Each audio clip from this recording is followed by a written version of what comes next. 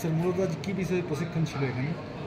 আজকে যে প্রশিক্ষণটা ছিল যে এলাকায় কী ধরনের উন্নত মানের বীজ এবং সার এবং প্রয়োগ করার মাধ্যমে কীভাবে হর্টিকালচার প্রোডাক্ট অর্থাৎ বাগান এবং শাকসবজির উৎপাদনটা বাড়ানো যায়। এখানকার যে ক্লাইমেটিক কন্ডিশন, এখানকার যে জমির গুণগত মান এবং সেই ব্যবস্থা আছে সেইটাকে বেশ করে আমাদের ক্রপ সিলেকশন এবং ক্রপ রোটেশনটা করা হয়েছে।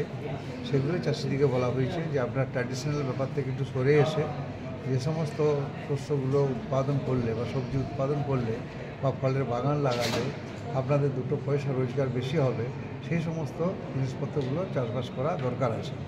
যেগুলো পতির জমি আছে সেই পতির জমিগুলোকে উদ্ধার করারও একটা আমরা আলোচনা করলাম, যাতে প্রতি জমিগুলোতেও ফলের বাগান তৈরি করা যায়, সেই সমস্ত ব্যবস্থাগুলো আমরা আলোচনা করলাম। ইতিমধ্যে আমাদের মাননীয় মুখ্যমন্ত্রী তিনি এখানে এসে এখানকার বিভিন্ন পদাধিকারীদেরকে পাঠিয়েছিলেন এবং আমরা সেখানে ঘুরি দেখিয়েছিলাম যে প্রতি জমিগুলোকে কীভাবে উদ্ধার করা যায় এবং সেগুলো কীভাবে ওই বিভিন্ন দপ্তরকে সংযুক্ত করে এই প্রতি জমিগুলোকে উদ্ধার করে কোথাও কৃষি, কোথাও হর্টিকালচার প্রোডাক্ট, কোথাও মৎস্য, কোথাও অ্যানিম্যাল হাজবেন্ডারি ডিপার্টমেন্টে বিশেষ করে ছাগল চাষ, এখানে ভেড়া চাষ, শুকর চাষ, হাঁসের চাষ এগুলো করা যায় এবং ফিশারি দপ্তর থেকে মাছের চাষ করা যায়। সেই সমস্ত আমরা ইন্টিগ্রেটেড ফার্মিং সিস্টেমটাকে চালু করবার জন্য আমরা বলেছিলাম। সেই কথাটাকে মাথায় রেখে পশ্চিমবঙ্গ সরকারের পক্ষ থেকে একটা মাটির সৃষ্টি বলে প্রকল্প তৈরি করা হয়েছে। প্রথমে আমরা বাঁকুড়া জেলাতেই সেটা আরম্ভ হয়েছিল, পরবর্তীকালে সেটা পশ্চিমবাংলা জুড়ে এখন মাটি সৃষ্টি কাজ ব্যাপকভাবে চলছে এবং কৃষি দপ্তর এবং লিডারশিপে এবং বিভিন্ন ছোটো ছাত্র দপ্তর একসঙ্গে এই কাজগুলো করছে। চাষিদের কেমন আগ্রহ দেখছেন এইসব? চাষিদের বিশাল আগ্রহ রয়েছে, কারণ এখানেতে আমরা প্রথমে অনেক কিছুদিন আগে আমরা ইন্ট্রোডিউস করেছিলাম তরমুজের চাষটা।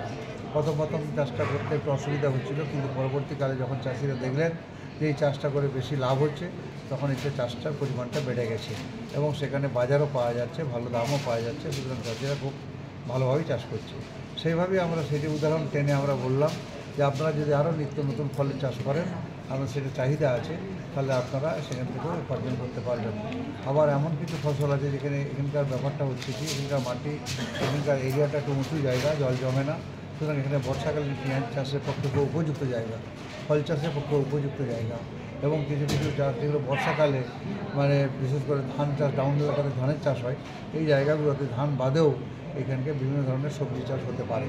সেইগুলোর ব্যাপারে আমরা প্রশিক্ষণটা আমরা দিচ্ছি, যাতে করে এই এলাকার উপযুক্ত জায়গা অনুযায়ী কী কী ফসল উৎপাদন করা যাবে, কী কী চাষ করা যাবে, কীভাবে চাষ করা যাবে, তার মার্কেট কী আছে, সেই সমস্ত বিষয়গুলো নিয়ে আমরা আলোচনা করলাম। কিন্তু এই চাষের মাঝখানে যদি চাষি কোনো অসুবিধায় পড়েন, কোনো রোগ লাগলো, পেঁয়াজ চাষ করলেন, কোনো সেই সব বিষয়ে দপ্তর কোনো সাহায্য করবে? পুরোটাই আমরা পরিষ্কার ভাষায় বলেছি যে আমাদের এখানে বাঁকুড়া জেলাটা সবচেয়ে বেশি সুযোগ সুবিধা রয়েছে।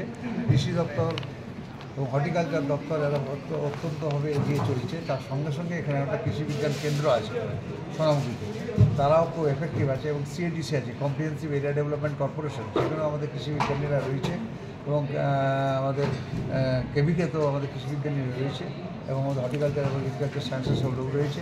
কোনো একটা ফসলে যদি কোনো কিছু হয়, তাহলে আমরা সম্মিলিতভাবে সেগুলো কীভাবে রিকভারি করা যায় সেটাই।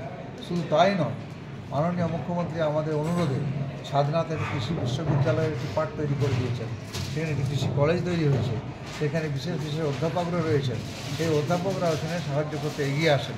সুতরাং বাঁকুড়া জেলাতে কৃষকদেরকে সাহায্য করবার মতন পরিকাঠামো আমাদের ব্যাপকভাবে রয়েছে। ধন্যবাদ। আম ছাড়া এখানে কোন কোন সবজি বা ফসলের উপর জোর দিচ্ছেন? আমটা হয়েছে, আগে আমরা তো আমের মানচিত্রে ছিলাম না, আম বলতে গেলে মালদা, মুর্শিদাবাদ, হুগলি, নদীয়ার কথা বলা হতো, কিন্তু এখন আমরা বাঁকুড়া জেলা আমের ক্ষেত্রে আমরা অনেকটা এগিয়ে গেছি। এখানে আম্রপলি এবং মল্লিকা এই দুটো ভ্যারাইটি খুব ভালো হয়েছে, তাছাড়া অন্যান্য ভ্যারাইটিগুলো হচ্ছে, কিন্তু এই দুটো খুবই ভালো হয়েছে এবং এই দুটো আম আমরা বিভিন্ন জায়গা থেকে আমরা পুরস্কার নিয়ে এসেছি এবং এগুলোর কোয়ালিটি খুব ভালো হয়েছে। এছাড়াও আমরা এখানেতে যেটা ওপরে জোর দিচ্ছি, মুসুম্বি, মাল্টা, ড্রাগন ফ্রুটস, বেদানা, কাগজি লেবু, এগুলোর উপরে আমরা একটু বেশি করে জোর দিচ্ছি। যেগুলো উৎপাদন এখানে সম্ভব সেগুলো আমরা তালডাংরা ফার্মে আমরা প্রথমে করে দেখছি, করে সেগুলো যখন আমাদের ফ্রুটফুল হয়ে যাবে সেগুলো এক্সটেনশনে আমরা যাব। সেখানে আমরা জানেন নিশ্চয়ই আঙুরের ব্যাপারে ওখানেতে মানে রিসার্চের কাজগুলো চলছে হচ্ছে। এবং আরবিয়ান যে খেজুর সেগুলো আমরা আরম্ভ করেছি। সেগুলোর ফলন 1-2 বছরের মধ্যে হবে। কেমন হয়, কিভাবে হয় সেটা দেখে আমরা এক্সটেনশনে যাব। ওকে, থ্যাংক ইউ।